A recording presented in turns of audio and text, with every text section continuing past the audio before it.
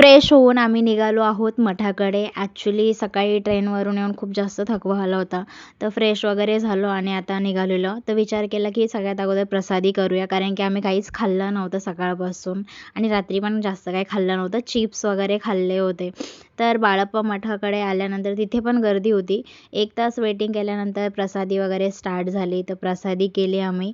त्यानंतर आम्ही आलो मठाकडे आणि खूप जास्त गर्दी होती, कारण की गुरुवार होता आणि आज म्हणजे महत्त्वाचाच दिवस होता. तर खूप जास्त म्हणजे भयंकरवाली गर्दी होती. तर 1 तासानंतर आम्हाला दर्शन भेटलं आणि माझी इथे हालत एवढी जास्त खराब झाली होती की बोलायला नको. आणि खूप खूप जास्त गर्दी असल्यामुळे ना प्रॉपरली दर्शन पण नाही करता आलं स्वामींचं. त्यामध्ये माझी चप्पलच आतमध्ये मी एका साईडला विसरून आले. त्यामुळे मला आतमध्ये जाता पण येत नव्हतं. तर फायनली अर्ध्या तासानंतर चप्पल वगैरे भेटली आणि आमची ट्रेन होती 9:30ची. तर आम्ही फ्रेश वगैरे झालो थोडंसं. त्यानंतर रेडी वगैरे झाली, कारण की अवतार पूर्ण बिघडला होता. तर चाय वगैरे घेतला आणि रात्री तर निघायचंच होतं. तर त्यासाठी आम्ही डाळ खिचडी मागवलेली. ती वगैरे खाल्ली आणि त्यानंतर मग आम्ही डायरेक्टली स्टेशनला पोहोचलो. तर ट्रेन आली आणि मग त्यानंतर फायनली आम्ही निघालो.